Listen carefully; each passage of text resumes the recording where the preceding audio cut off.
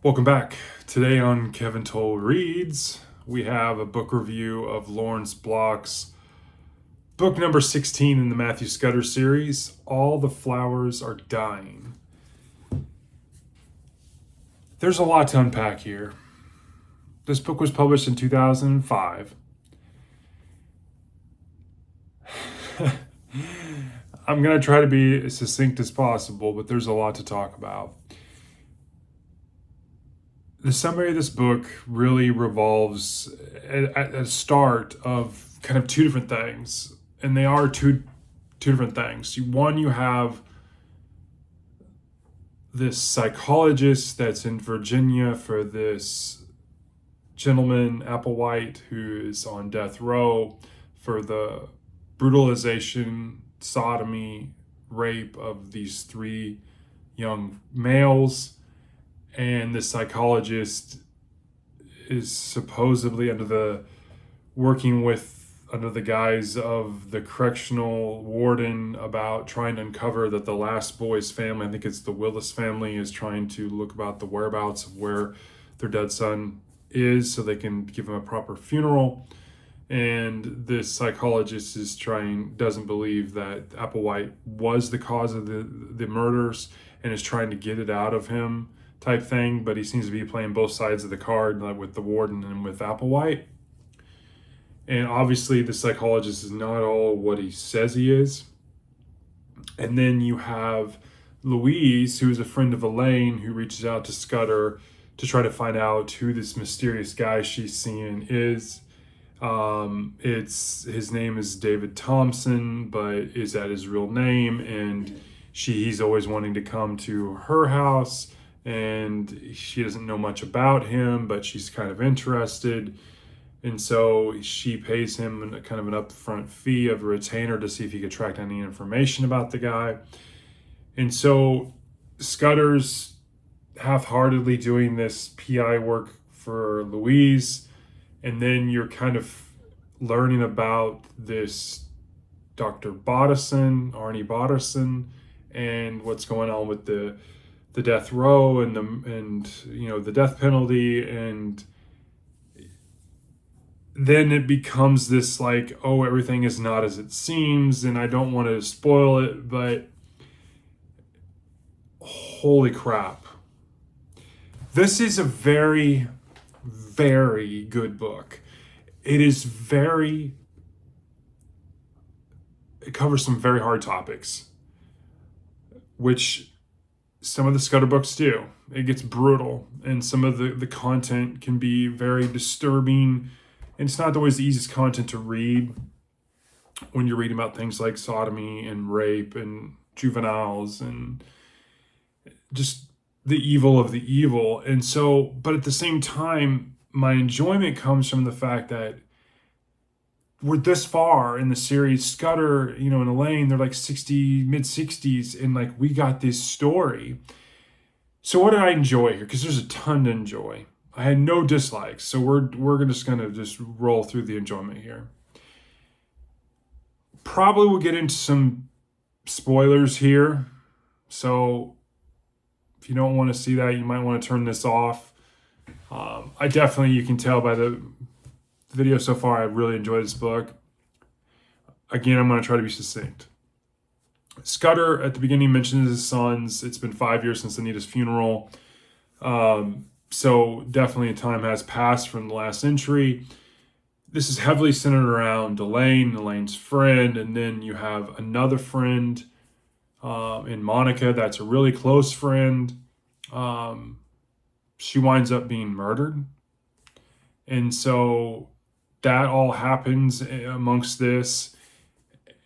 And then it becomes just it really is a whirlwind from start to finish, and I was just captivated because, again, I really like when you get the mind and the thoughts around a murderer. And I was really hoping, and then Hope to Die came, and I was like, yes, finally, he did it again here. It was great. And so that happens. You get Ray Galindez, who is the police artist from a long time ago, and then he quit the force because now, and again, Block does a very subtle job of timestamping. Now they're doing digitized, everything's on computers, and so that's, you get that. And then Lane's been promoting his art because he is an artist, and so that was really cool. You know, TJ, you know, and the fact that he's day trading, you know, he's playing the stock market when he's not, you know, helping Elaine and that kind of thing. That was really cool. TJ is really involved here, especially when they come to find out, you know, that this guy isn't who he says he is. And then there's so many of these moments, like, it's just like, holy crap, you know. And so I found myself last night just like trying to pour through the book because it was so good. And there was a lot of aha moments in this book. The conclusion, holy wow. I mean, it was, Block did a great job writing this. I mean, it's just fantastic. I mean, really, it centers around Elaine and Matt. You know, TJ's prevalent there, but everything is secondary. The main antagonist is brilliantly done. I'm not going to give it away, but yeah, it's great. There was a couple great, again, and I was really taken back late last night when I was reading it because there was one excerpt from it, and it was the same quote I gave in an excerpt, I think, on Hope to Die. It was like, you can go to the ocean with a teaspoon or a bucket or a knife. And if that doesn't kind of help, like, set the mood, it was great. Like, I couldn't believe it. And there was one part too, like, again, they time-stamped it because they were talking about Seinfeld. And they were like, they made that comment, like, not that there's anything wrong with that kind of thing. And if you watch Seinfeld, you know what I'm talking about.